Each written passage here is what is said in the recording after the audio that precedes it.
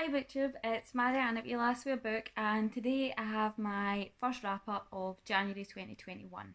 So these are all the books I read between the 1st of January and the 14th of January. I think we have 6 books. So the first book I have is The Dollmaker by Nina Allen, and the story centres around the characters of Bramber and Andrew. Andrew is a dollmaker who ends up becoming pen pals with Bramber, who is currently in a sort of assisted living mental health facility, and Andrew goes on this quest to try and rescue her, and the story is told in a really interesting way. So part of the story is told from Andrew's perspective, part of it is told from Bramber's perspective through her letters, and the rest is a collection of short gothic fairy tales.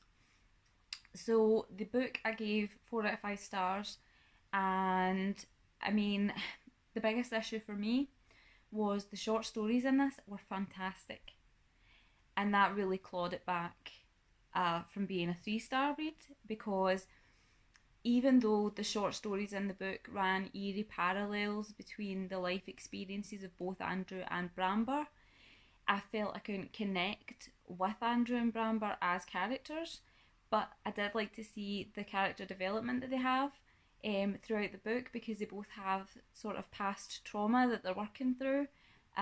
So we have 2 trigger warnings. One is for suicide and the other one is for sexual assault. So they're both working through their own past traumas and become accepting of themselves. It ended nice, but I would have liked to have seen maybe a wee epilogue to see what happened in the future. But it was a really good book. Nina Allen's a wonderful writer. The scene setting was fantastic. Anywhere that Andrew went was described in great detail, to the point where you could actually envision where he was and the sort of atmosphere, and I felt that was done really, really well. The gothic fairy tales in it were fantastic. I found them more impactful and gripping than the actual main plotline itself. But I enjoyed it. I gave it 4 stars. The next book I read was The Mistress of Pemberton by Delaney Jane, and this was really hard to read and review because, right, I'll explain the book first. So the book is marketed as a Pride and Prejudice sequel or follow-on. So it's like the honeymoon period of Darcy and Elizabeth, and Elizabeth's sexual awakening. And to be perfectly honest, it is blasphemy to market it as Pride and Prejudice, because the only thing that Pride and Prejudice and the characters in The Mistress of Pemberton have in common are their names. If you are going to do a follow-on of a classic work, you have creative license, make changes here and there, but if you're going to market it as a Pride and Prejudice story, you have to keep the essence of the characters. There are things that I was reading and I was going, oh my god, Darcy would never. Darcy would not and could not ever. So I tried to rate it as erotic fiction, removing the Pride and Prejudice element. So I rated it at 3 stars. If I was to rate it as a Pride and Prejudice retelling or like follow-on, I would give it a 1 if it's lucky. I can't read the second one. There is a sequel to this. To me personally, I feel like this was just a piece of erotic BDSM historical fiction wrapped up in Pride and Prejudice packaging. It's like Darcy brings in George Wickham as a scene partner, and there is no way on God's green earth that Darcy would let Wickham in have sex with his wife. It's unfathomable, inconceivable. If these were different characters, it would have been fine. I actually recommended it to Jen at the Book Refuge and she hated it. She DNF'd it at 30%. And to be honest, I can't really blame her, because it really was a push to actually persevere and get through it. The characters were bland. There was absolutely zero plot whatsoever. Like, as much as I love my smutty reads, there has to be some plot to keep it going, but it was literally like sex scene after sex scene after sex scene, and it just became tiresome and repetitive. All I wanted was Darcy with a little bit of sauce. The next book I read was Kiss Me First by Lottie McGack, and this was a bit of a disappointment. I thought this was going to be a lot better than it was. I ended up giving this 2 stars, maybe 2.5. The story centres around the character of Tess. It runs over the course of about 2 to 3 months while she's at this commune searching for the secondary main character, Tess, and she's reflecting on her previous experiences as part of this online suicide cult. She's your basic kind of stereotypical caricature of what a gamer is perceived as. She doesn't like socialising, she doesn't like social media, she would just rather lock herself away and play games. So she ends up finding herself on this social media site where people are more inclined to talk about philosophy and ethics and morality. She's enlisted by the creator, who essentially grooms her to be a catfish. She starts communicating with Tess, who is, I think she's manic depressive, and she wants to take her own life. But her and Layla get to know each other. Layla starts to have some doubts. It's actually quite sad to see it play out, because it seems like Layla's finally connecting with somebody on a more personal level. I feel it was quite an accurate depiction of someone that is suffering with a mental health, because there were times where Tess would go between her good days and her bad days, and I could see myself reflected in that. She goes from being so happy and so full of life to just having enough of her existence. Layla takes over Tess's life. It's all done over social media, telephone, email, things like that. Layla starts to get into it a bit too much, and even though she's been told to do this, it doesn't excuse her for the level of sort of deception that she ends up involved in. She ends up forming relationships towards the end of the book while she's at this commune in Spain, and then when she comes back home, the pace was really slow, and I felt that the ending was very abrupt. It was an unsatisfying ending, but for me it was just an interesting concept and just quite poorly executed. The next book I read was The Wicked Baron by Mary Lancaster. It is the first book in the Blackhaven Bride series.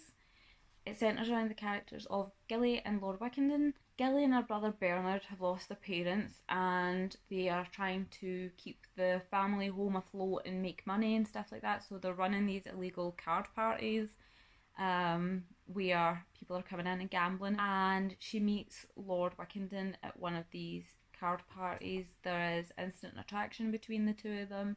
The characters themselves were likeable. The relationships between the characters didn't feel forced, and plot wise there was too much plot. Like, there was too much happening.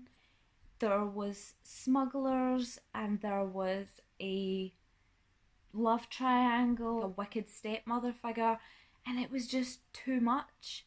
Like, it was a bit overwhelming at times, and I thought, right, there's far too much shit in here, and I think it would have been much better if some of the drama had been removed. One thing I will say though, like when I was watching Bridgerton, and I was watching it and I'm going, I didn't know that glove removal could be so sexy. I didn't know that a duke putting on a woman's sock could be sexy either, but Mary Lancaster has shown me that actually it can be.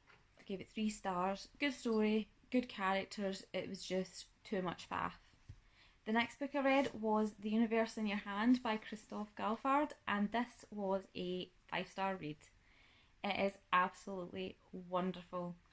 It is a non-fiction science book that explores astrophysics and theoretical physics, quantum physics, and that is quite heavy subject matter. That is quite intimidating subject matter. I love the way that this book is written. So the book opens with you visualising yourself lying on a beach on holiday, and then you are sort of plucked from the beach and you're taken on this journey through time and space. So the book is laid out in 7 parts, and each part is broke down into smaller, easily digestible sections, so you don't have to sit and read this all in the one go, although I found it really hard to put down because of the way that it was written. Because normally with science books I find that you have your writing and then a large chunk of it at the end is just source material and then an index. But the bibliography and the index in this and the source material is literally just this wee tiny bit. So that whole thing there is your book. Even though it's written as this sort of cosmic journey, it's not patronising in any way. There are layman's terms used, but not to the point where it makes you feel like stupid as if someone needs to explain it to you this way. And I really want to listen to this on audiobook because the way it's written, it's almost like an educational guided meditation. So I would love to just lie back, shut my eyes and listen to it. I'm not going to lie, the concepts and content of the book can be quite intimidating, but the narrator is really reassuring and there's humour involved, and there was a couple of quotes in it that I really loved. Only one path will allow humanity to survive the inevitable death of our sun and most other catastrophes. The path of science, a journey that is open to humans only. And also, atoms that your body contains were once forged in a star. When you breathe, you inhale them. When you touch your skin or someone else's, you are touching stardust. And I felt that was very reminiscent of the Carl Sagan quote about carbon and when it's like we're all made of star stuff. So that was a nice touch. The last book I finished in the first 2 weeks of January was The Little Flower Shop by the Sea, and I gave this 4 stars. It was really good and really wholesome. Normally with chick lit it can be kind of unpredictable. This proved me entirely wrong. Poppy is left her grand's flower shop in her will.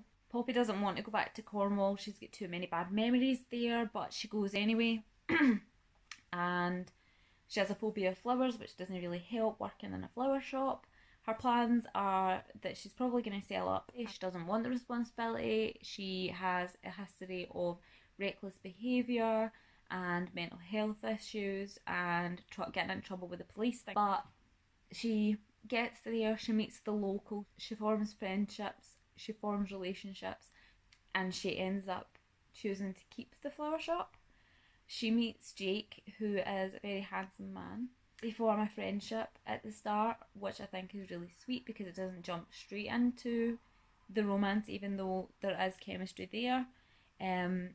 The 2 characters both have past trauma that they have to work through to be able to have a relationship with each other. The side characters have their own trauma to work through as well.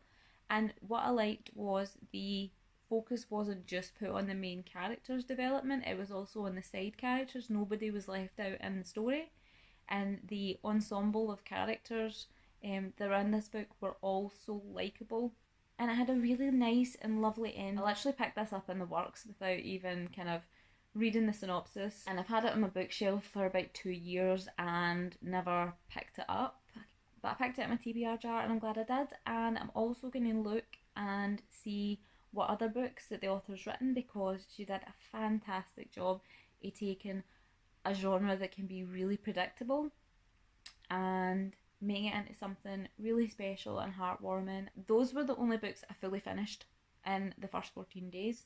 I got a quarter of the way through Shuggy Bane by Douglas Stewart. Again, I mentioned this in my vlog that the subject matter is very heavy. There are parts of the story that I have seen before in real life unfold, so it was quite upsetting at times. Trigger warning for addiction, domestic abuse and sexual assault. I'm going to come back to this. I'm still taking part in the historical romance readathon currently, but on Friday I'm going to pick this back up again. So my current reads, I've actually only got 1 book on the go at the moment. I've just been binging historical romances on my Kindle. Currently I'm reading A Governess Should Never Tempt a Prizefighter by Emily Windsor, and I think it's going to be a 5-star. So that is the books I read in the first 2 weeks of January. Happy reading, stay safe, and I'll speak to you later.